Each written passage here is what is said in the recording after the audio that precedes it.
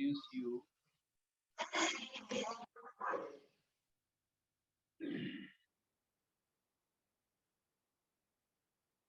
Yes.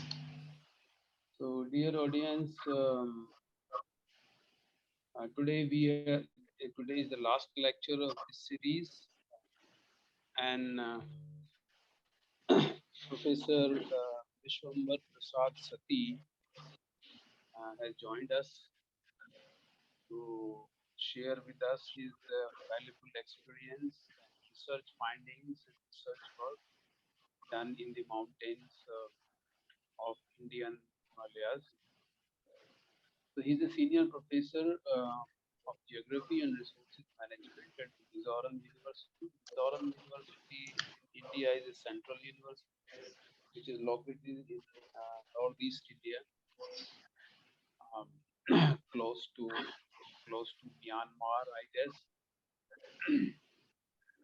So he has been a very long experience of teaching and the research. He used to be in Africa, in China, in again in Indian premier institutions in India. So other than that, he is a visiting professor and visiting scholar in different academies and institutions. For example, the World Academy of Sciences, Chinese Academy of Sciences, Indian National Science Academy, an Indian Council of Social Science Research, Indian Institute of Advanced Studies. So recently I have seen his newly published books, although in his record there are 31 books published. So it's a very huge number. So I wonder how people write the books and you don't get published. So other than that, he has been a renowned scholar in his field of expertise, particularly natural resource management, environment development base, rural livelihoods, disaster-oriented issues, and the cultural aspects of Himalayan region. So recently I observed you were in Turkey, right? Turkey. Yes, yes, You had yes. visited Turkey. Okay. And also visited Sri Lanka, right? Yes, sir, yes. Sometime ago. Okay. So Dr. VP Sati is also going to join the Grassroots Institute as the Senior Global Fellow from January onwards. So today his topic is related to livelihood approaches, livelihood strategies for the poverty reduction in the Himalayan region. So thank you, sir, for joining us. And I guess today the number of audience is low, but I'm sure that your recorded video will be viewed by a large number of people after we will circulate your links. So thank you for giving time, and I believe that you will benefit all of us from your grounded knowledge and experience in the academic sector.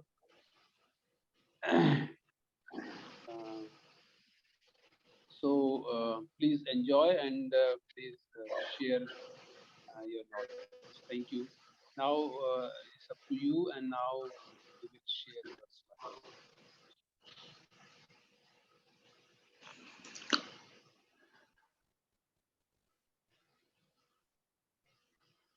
Okay, thank you, Dr. Hasrat, for giving this very long introduction. And good evening from India, because this is global lecture. So time zone is different from India to the Central European time and then Dr. Hasrat is in Canada, maybe morning time there. And sometimes it is also pathetic, sometimes coming at midnight to some country or like this. Anyway, today I am going to talk on sustainable livelihood strategies to poverty reduction in the Himalayas. And it is a case study actually, case study of the uh, of Mizoram, which is located in the eastern extension of the Himalaya. So I would like to just give you a small note on the outlines of my presentation. First, I will define what is sustainable livelihood and how livelihood can be sustainable so that the poverty, the food security can be attained. I will talk about what are the objectives of my study, something about the study area also, because the study area is very peculiar than the other regions. I will skip the methodology part because it is not required, and then I will talk about the sustainable livelihood approach concept in a broad way. Then I will talk about the major livelihood assets and capitals, and as well as the strategies like landscape vulnerability and institutional supports. And I will talk about that what is the chronic poverty and in Mizoram, the level and how we can reduce the poverty. And then we'll go for conclusions and suggestions. Next.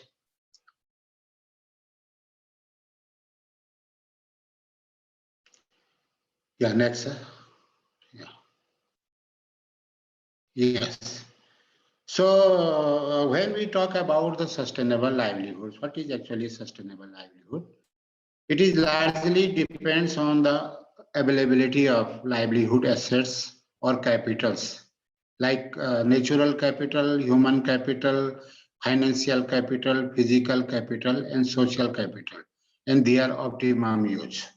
So all these five capitals, or they are also called the assets of livelihood, play very, very important role in terms of the sustainable livelihood. And you know that if there is only any one capital is missing, it is very difficult to talk about the sustainable livelihood.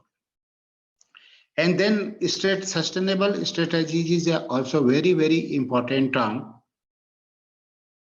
because without that the reduced vulnerability, increased well-being, human well-being, improved food security, if we do not have such a kind of the strategy, again we cannot talk about the sustainable livelihood. So sustainable livelihood is a combination of all the assets and the strategies, like in terms of vulnerability, context, shocks, trends, and seasonality, and the institutional and policy context are also the other aspects of livelihood strategies. So the government support and policy contest, and also the institutes, those are working for that the sustainable livelihood. So all these are combined together, and then we can so we can talk about the sustainable livelihood. And when livelihoods is sustainable, definitely then we can attain the food security, or we can reduce the that this um, scarcity, food scarcity.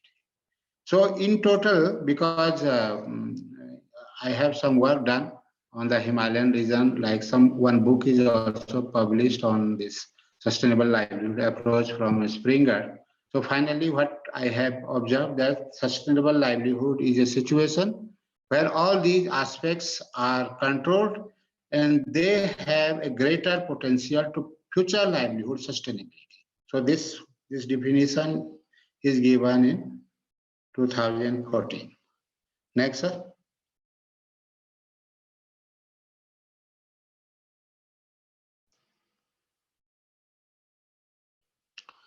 So when we conducted this study, around 2014. That time we had a proposal, and then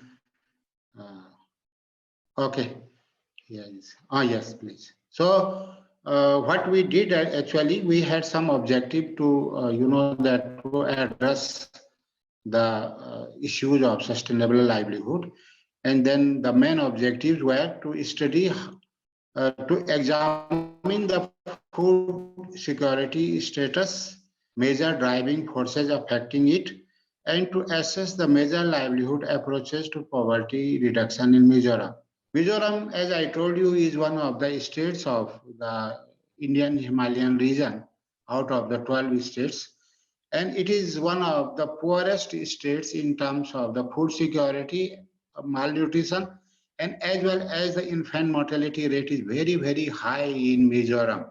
So that time we thought of that, that how we can develop some methodology or strategy so that the chronic poverty or that the people living poverty line below poverty line in Mizoram, their livelihood can be enhanced. It also assesses the abundance natural resources and raise questions that how we can utilize available natural resources for economic sustainability and well-being of the society. The Himalayan region itself is actually the home for the abundance of natural resources, the forest, water, and land also for that very beautiful landscape for tourism development. And same cases with Mizoram, and because even that huge natural resources potentials are there in Mizoram, but they are not harnessed optimally. Like forest cover is 86% of the total area. So one can understand that much, and then also in terms of the water resources, also abundance. So that was something our objective to improve, to sustain, or to use these resources sustainably. This study further investigates the various approaches to livelihood enhancement through the best agriculture practices, best use of agroclimate and landscape, optimum use of timber and non-timber forest products, and ample use of available water resources. On the other hand, actually, the agroclimatic conditions in Mizoram are very, very conducive, and if there is some, that analysis, suitability analysis of crops in different agroclimatic zones, then definitely that can be that food security can achieve, and then also the proper use of timber and non-timber. So these were our objectives, and we try to find out the address these objectives and find out the solutions. Next.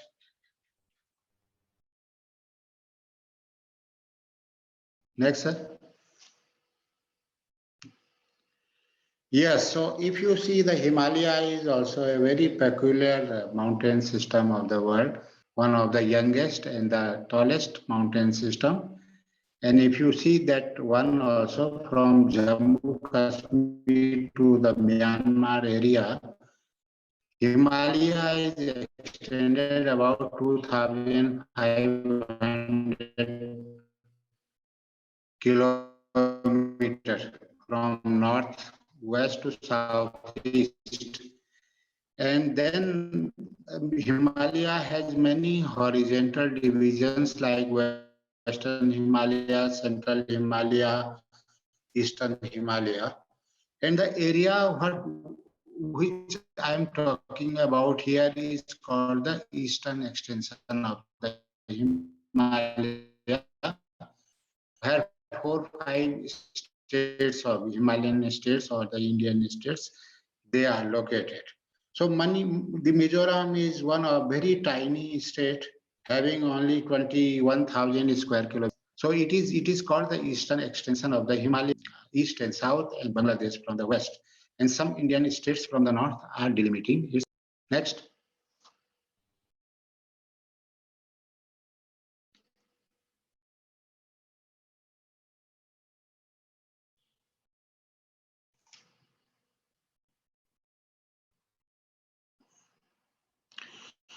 So this is our study area. You can see here in India and then in Northeast India, Mizoram is the southernmost northeast eastern states. And we have all this, you can see these red circles. We have case studies of 15 villages, 16 villages, and they are shown there. So Mizoram has at present 11 districts, administrative districts, and the population is very sparsely distributed. Next.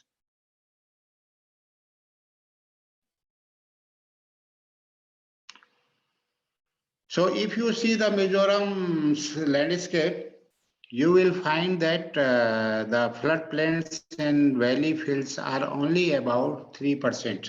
It means that 97% of the total area of Mizoram is mountainous, hilly terrain, and also very undulating terrain, rough, rugged terrain. And then the altitude varies from below 800 meter to more than uh, 2000 meter, because the highest peak is about 2300 meter from mean average sea level. And as you see that the geographical units are there like high structure hills, they represents 8.2% area. Medium structure hills, they represent 20.6% area. Low structure hills represent 61.7, the highest area, because they are all structure hills, rolling hills, but their elevation is not as the mountain areas of the other states of the main Himalayan region. Therefore, the Mizoram is called the eastern extension of the Himalaya. Valley fields and floodplains are very few, and there are some linear ridges also. They represent 6.4% of the total geographical area. Next. Next one, sir.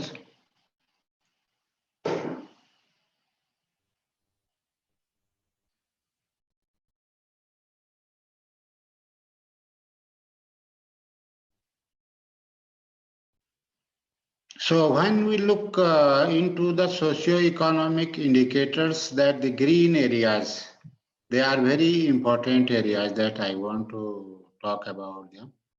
You please, can you go for the, because the socio-economic indicators are one of the, you don't want to go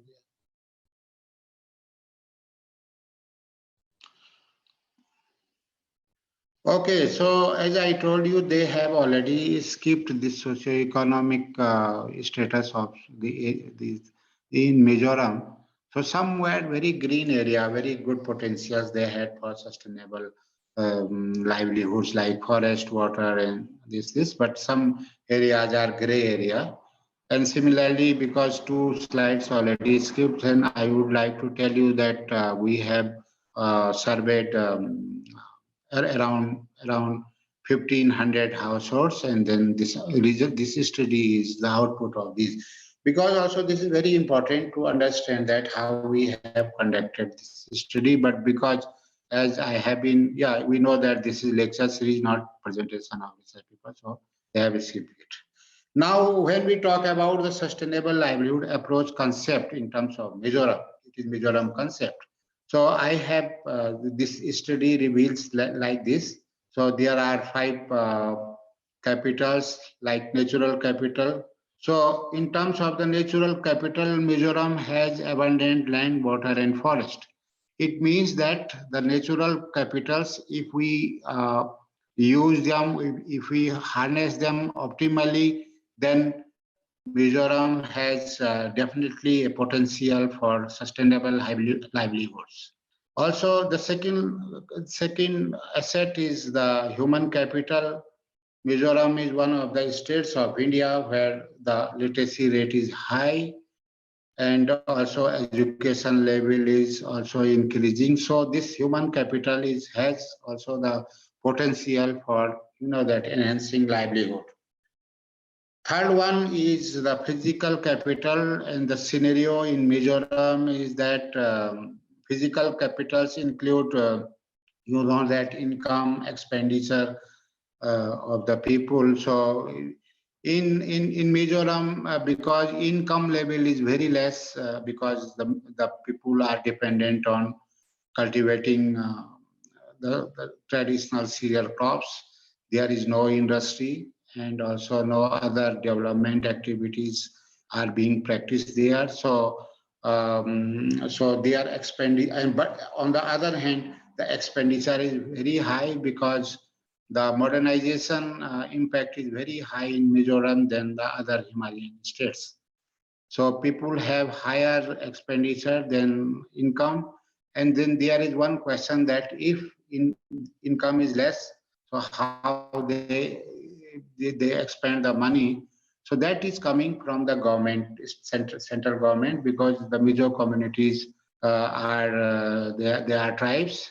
So the lots of the subsidies or fund are being provided by the central government. That for their livelihood, although the income level is very less. So that expenditure is high because of the money coming from the central government and also the state governments helping the people, rural people or the urban people both.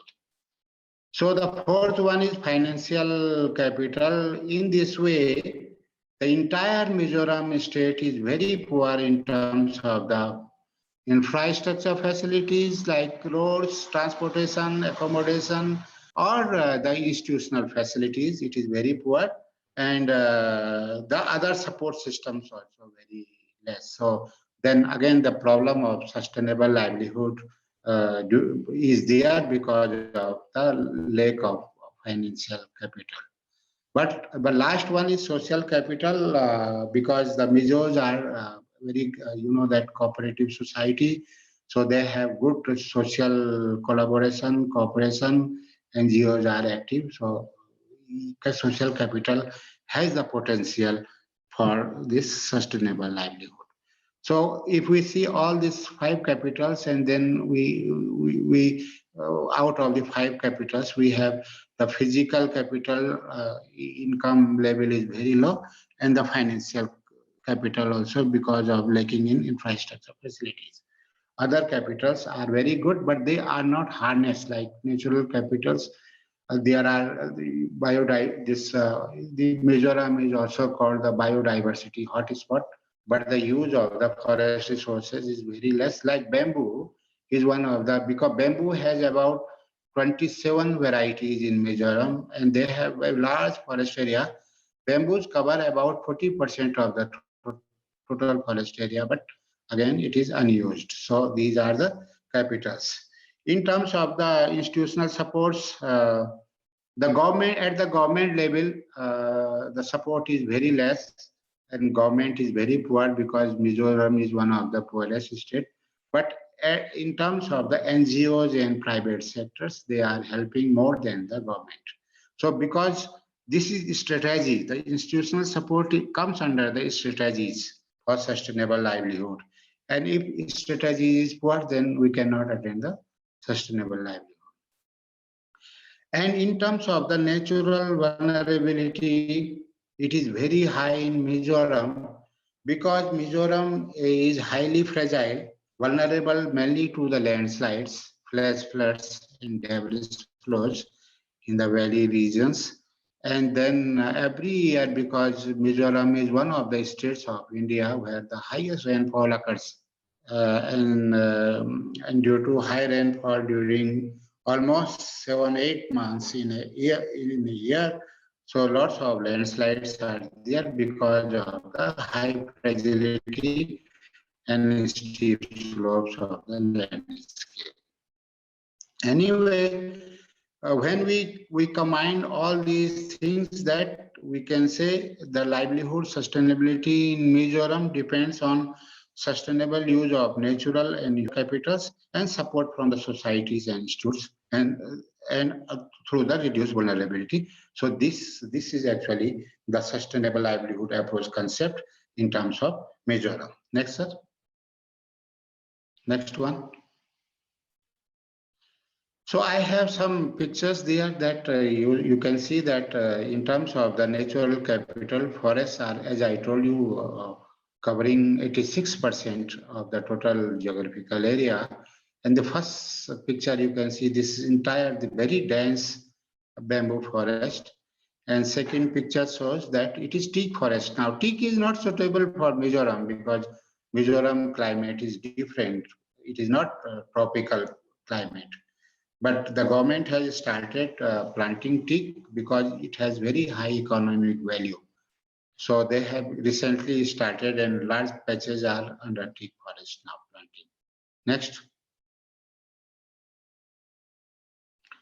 So one of the important natural capital in Mizoram is shifting cultivation, and you might know about the shifting cultivation is a practice of practicing agriculture. Shifting means that they are the farmers, they grow crops in one place, and after harvesting crops they shift to the other place, and that the land where they grow earlier the crop, they kept it abandoned for 10-12 years. They moved to other place, and then after that 1-2 years that place they are going again, they will come back to this place after 10-12 years. And that is a cyclic nature, the shifting cultivation, a cyclic nature. And then also you can see that there are shifting cultivation is not, we cannot treat also natural capital because it has lots of implications. It was the main occupation of the people during past. Now people have started reducing this because of lots of environmental degradation. But at the same time, there are some valley fields where water is available, and then they have some pisciculture there. So even because there are the research that if shifting cultivation is going very systematically, scientifically, then it will also help to enhance the livelihood of the people. Next.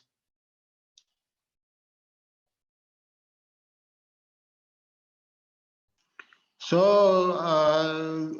because of the high agrobiodiversity in Mizoram, lots of crop cultivars and races are grown, varieties of, but the production is not enough. That is one of the problem. Next.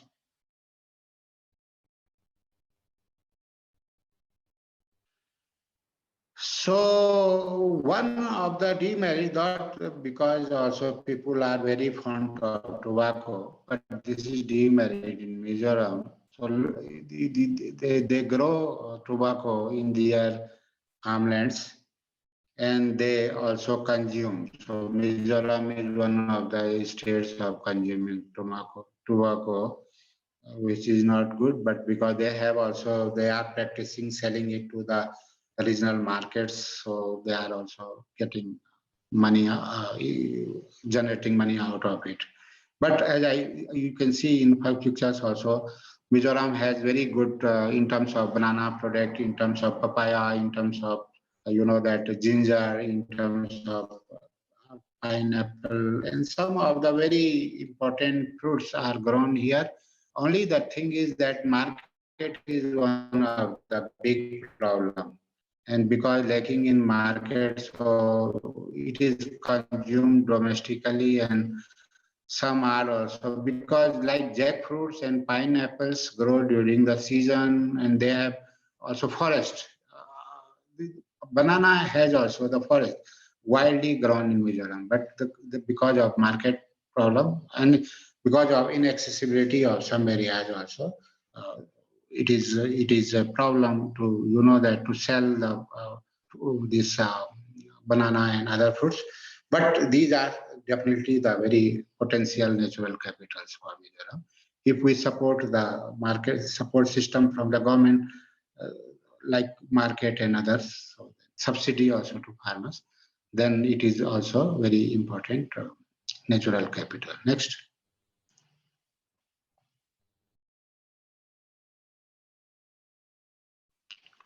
So now the fruit, the vegetables coming from the these shifting cultivation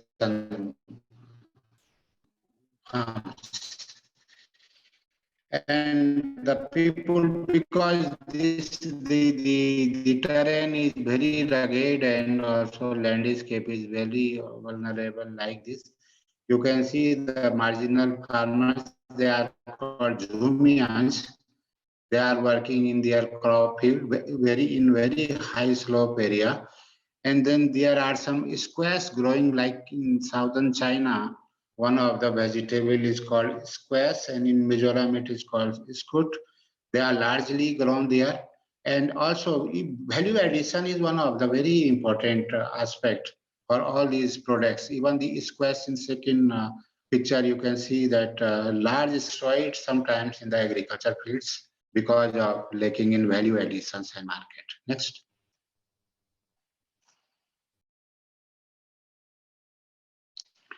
So now what the people are doing, this government also support is there, and the marginal farmers which are called Jumias, what they are doing now, they have transformed the shifting cultivation into the permanent agriculture. And they are terracing these very high slope land because the government wants to support the local people, the farmers, and because shifting cultivations are owned by the government, not by the community. But when these plots are given to the community now, you know that it is under the new land use policy in Mizoram, and one of the issues in Mizoram that when the land is given to the farmers, then they can attain livelihood sustainably. So this is going on process. And then other is that because farming is one of the very important aspect for sustainable livelihood in Mizoram because very good climate, and the government has started also giving subsidy to the farmers, and they are rearing now the milching cows and milching buffaloes in the mid altitudes mainly or in the highlands. So the dairy farming is now becoming one of the assets for livelihood enhancement in Mizoram. Next. So in terms of human capital, as I told you, the population is very less, 1.1 million. Literacy is, Mizoram is one of the highly literate states of India. Education is average to high, not as like literacy rate is there. Agriculture, because the Mizoram is mainly that agrarian state, about 60% workforce is working in agriculture fields, and out of which only skill levels are 15%. And if you see the population density also, it is very less. It is only 52 people living per square kilometer like other European and American countries. So this is the human capital, the data in Mizoram. Next. So if you see their livelihood and the conditions, economic conditions also, in the first picture, the product coming from the Zoom lands, they have the bamboo huts, and inside the bamboo huts, they have some storages. Storage also very big problem, and these Zoom plots are very inaccessible, sometimes 5 kilometer or 10 kilometer away from the settlement area. So they have storage within these Zoom plots. You can see here, and but one important thing is that nobody will touch there. So these all storage are very safe. Second picture, you can see their kitchen. They are very poor people. So this wood is also, the firewood is only the means for, that cooking food and warming their houses. Next.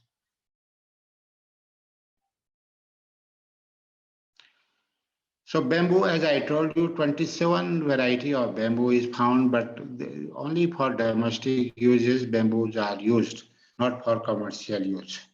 Government is planning to make them some, that articles, some goods out of bamboo, but still because of lacking in financial assistance, these farmers are not able to do this practice. Next.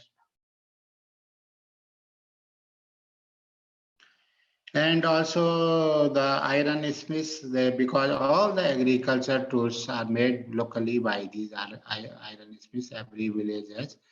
But Mizoram has one of the potential for weaving industry. They have some traditional weaving industries, small scale, and they have some local products, very good products they have. And but the product does not have market, so only the domestically consumed items they produced. Next.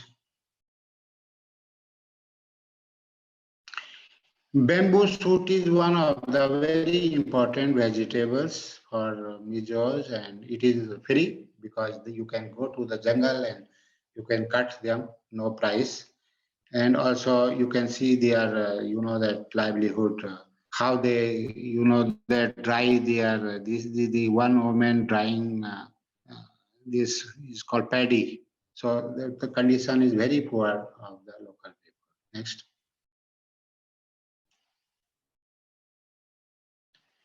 And again, if you see the physical capital, as I told you, that transportation facilities are very poor. Wherever roads are, the condition is not good. And this Mijo, he is transporting the goods from one village to another village through the river. There are many rivers, small to big, and many are perennial also. So from one village to another village, if there is any transportation, they use this boat. And this situation is many other areas within the Mizoram. Next.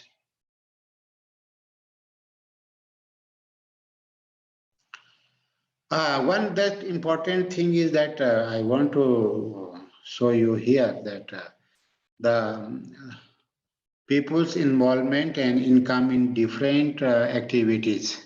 So if you see the involvement of people in agriculture, 31.3% people are involved, the village people. But if you see the income is only 0.4% of the total income. So that is very pathetic. So number of people involved in agriculture, but output is very less. And on the other hand, if you see the government services, only 6.3% people are involved, but their income is 69.7%. That is the reason that in Mizoram, the shifting cultivation area is reducing, and the people, they don't want to continue the agriculture. They want to work in the company or the government sector jobs or private sector jobs, because the output, the income is higher in government services than to the agriculture. Although the number of people, around 31.3% people is still, that working in agriculture field. But another potential area more than agriculture is animal husbandry. 21.7% people are involved, but income is 8.5% more than the agriculture, and it is the second sector after government services where the income level is coming high. And it is also due to because of the introduction of the new, this hybrid animals and the dairy farming. So these are some areas. Gray area is agriculture, but because people cannot stop, because most of the people living in the rural areas, they don't have job or sometimes not animal husbandry. Therefore, they are still engaging in agriculture system. Next.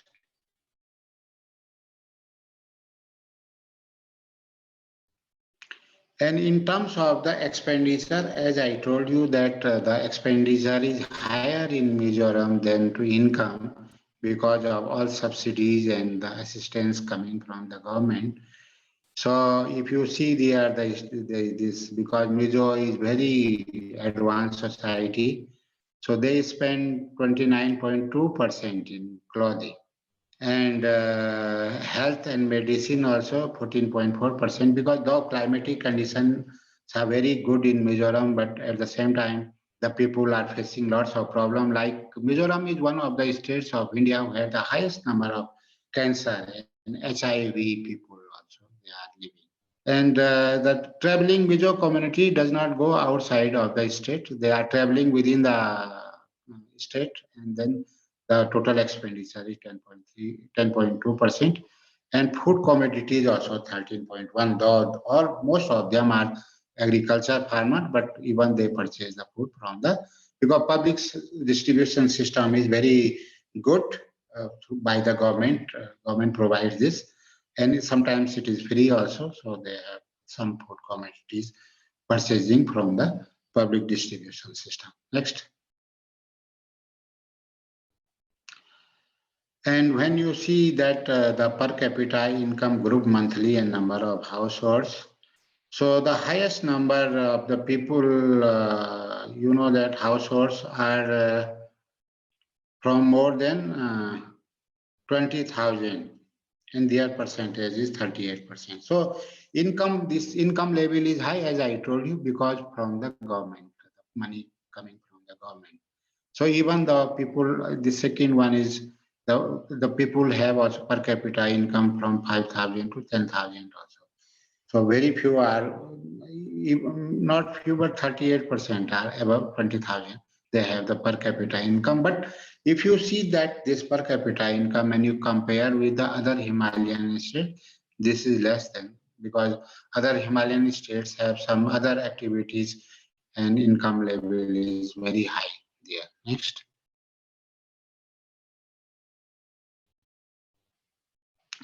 So we did some exercise and we got some. We try to talk on the food security status, and then what we do is that we have analyzed all these components, indicators. We got the data like the food security. Mainly three components are there, like food availability, food accessibility, food stability.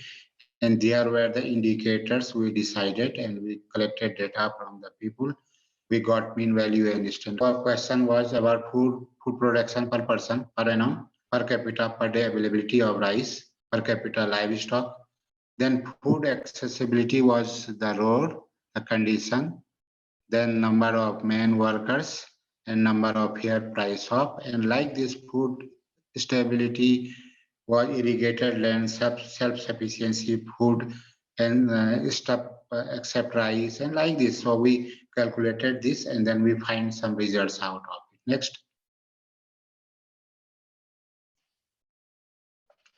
So then we found that the villages also, if you see that index and their level, so very low, even 18.75% people from these three villages have very low food security status, very low.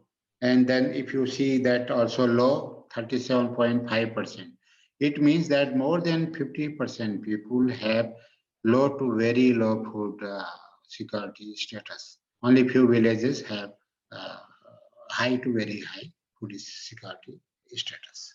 Next. So now this is actually the strategies and vulnerability contest.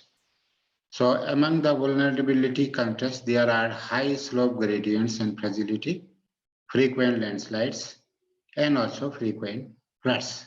So the landscape, as I told you, that 97% of the total area of Mizoram is a very steep slope and very fragile landscape.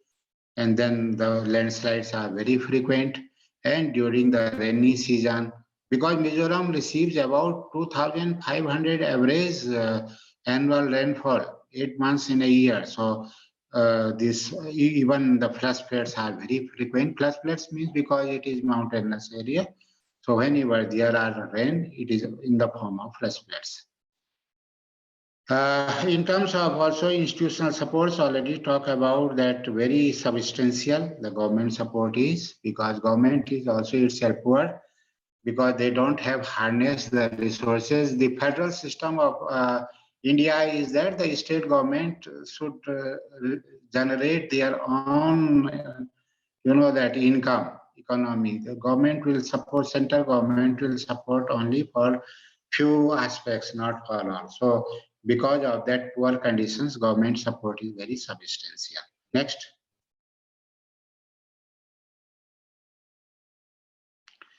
So these are some pictures. You can see that the landslides are very, very, this is for June 2018. They are very common, and also the people settlements are in very vulnerable areas. Sometimes the local people, they, whenever there is heavy rainfall and their settlement location is in a very fragile slope, they go to the neighbor houses for night stay, because of they are afraid, because any time the house can be collapsed. But this is the situation. So far there is no any, that policy measures to replace these houses. Next. So now you see that this is the second bit. This is the situation of the rural areas, also malnutrition, food insecurity, very poor conditions. And if you see here the poverty and the chronic poverty here, so total people living below poverty line and also chronic poverty is 51.3%, out of which is 17.6% is chronic poverty, and people living below poverty line is 33.7. That is very, very pathetic situation. Next.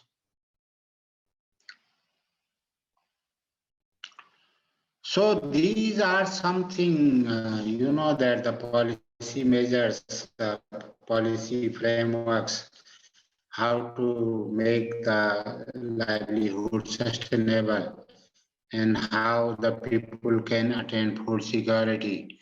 So I have given some suggestions here that how the Mizo people or the people from the Himalayan regions livelihood sustainability.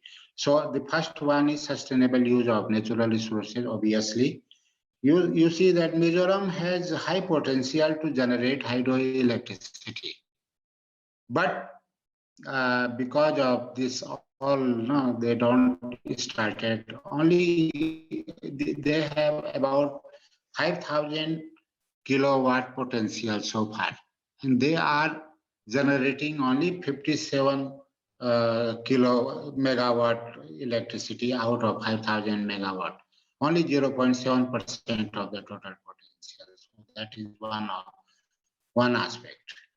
Tourism development is one of the major aspects, because the landscape climate is very good climate, because the temperature, average temperature is 22.5 degrees centigrade, minimum 16 degrees centigrade, maximum 28 degrees centigrade there. So tourism development can enhance the livelihood, and it is one of the potential area. So optimum use of forest products and also cultivation of cash crops, because still that is very primitive society, and they did not introduce also the cultivation of cash crops, because high agro biodiversity is there. In terms of development of human capital, quality and job oriented education can be imparted, and the employment can be augmented. Third one is physical capital.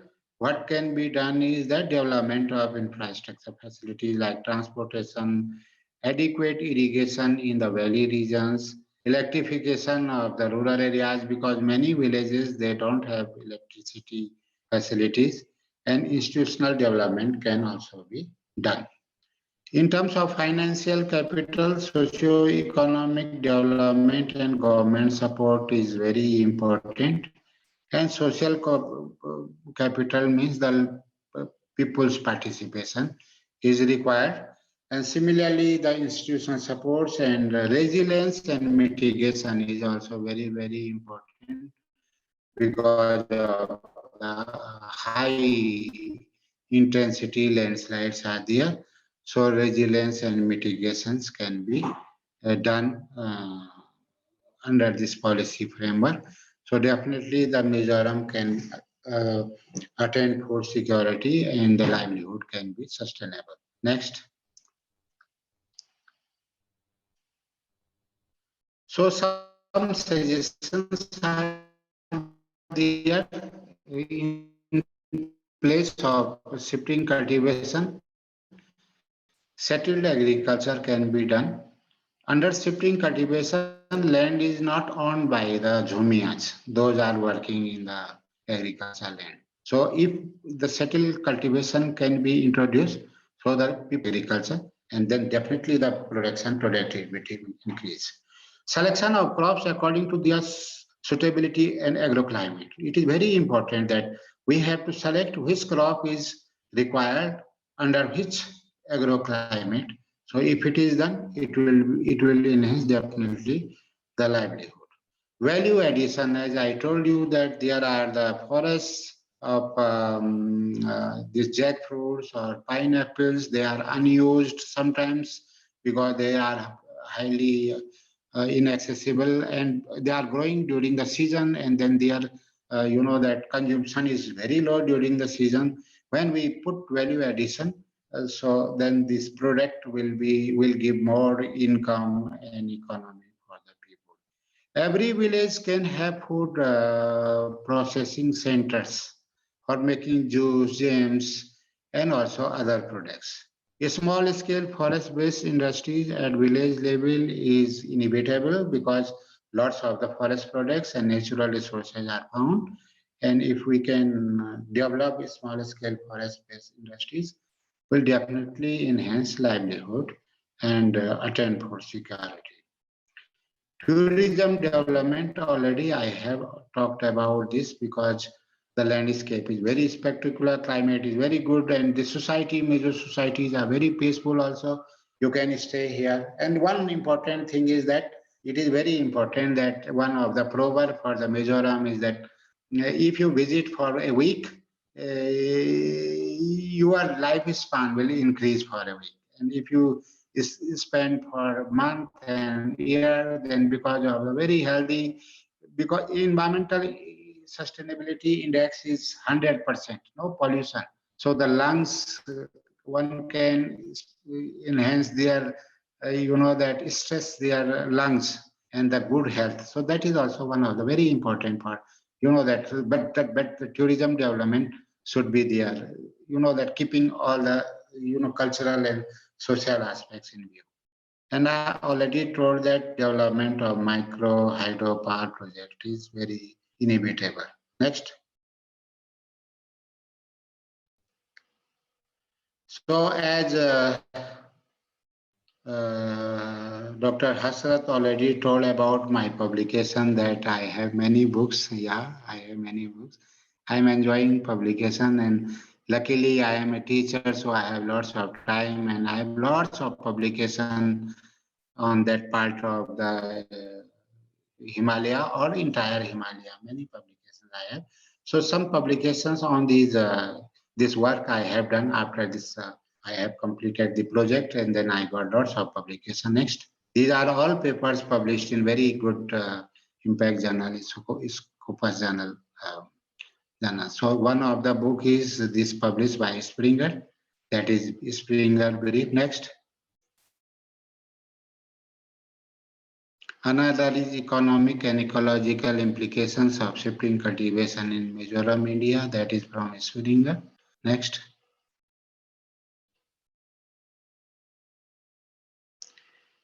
And recently I wrote one book, Mizoram Land and People, from local publisher, means from Delhi. It is also international publisher. Next. And thank you very much for your patience and listening me. And thank you, host also, Dr. Hasrat, and all the partners. Thank you so much. If you have any question, query, I am available.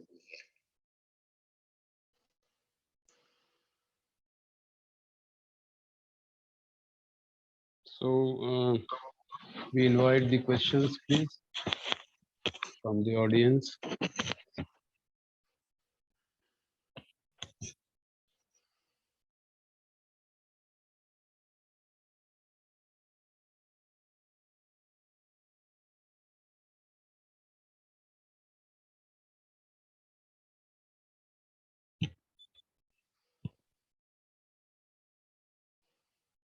Any question, any comment?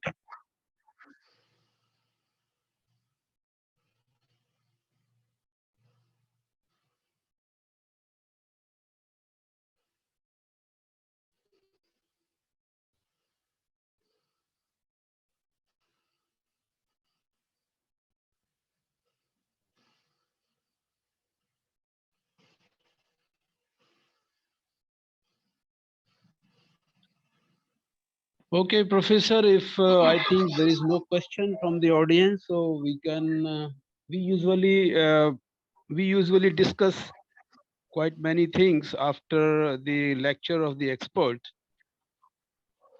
But today we like to conclude quickly if there is no question from the audience or if there is no addition from the audience, please.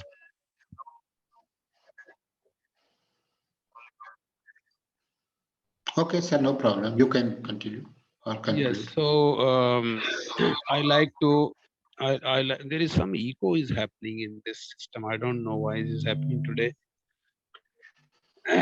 So I'm trying to say that we will close this session today, and the next, as yesterday I had spoken that next series will happen in the month of June, and for that series we will try to bring quite many experts from the different parts of the world. In this November series, the many experts had come from India and South Asian countries, but also the other Asian countries came from Brunei and from Philippines. So next time we will be bringing the people from North America, Europe, and South America, and maybe from Africa as well. So there there won't be the majority of the Asians. So this series has very peacefully concluded, and initially there was very high score of the presence, but gradually, I mean, only in this lecture we are not having many people, but otherwise the presence was okay. So after this conclusion today of the series, we will be in the process of releasing the certificates, preparing the certificates for not only for the experts and the lecturers, but also for the participants as we have committed and promised this time. So thank you for all the audience as well for cooperating in this work. And this work was completely voluntary work. There was no funding for this.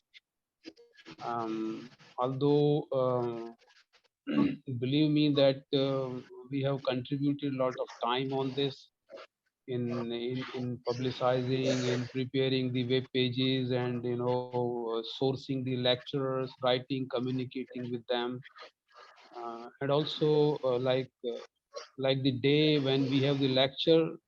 So especially I'm not able to do anything else significantly. I have to spend quite enough time on this, only mostly in the tensions and some other preparations. But so overall, it has consumed my time as well. So next year we will not be having two different months. Like this year, we spent 2 months, May and June, and now the full month of November on this particular activity. But from the next year, we will keep it only in one month of June. so we will not be able to spend much time on it. But exclusively, we will spend on the exclusively 1 month on it. So thank you very much, and all information is available on the web pages. Videos are linked on the web pages. They are also circulated in the groups, email groups, and others. So thank you, Professor, for your time and contribution. Once again, we close this Okay, session. thank you. Thank you. Thank you.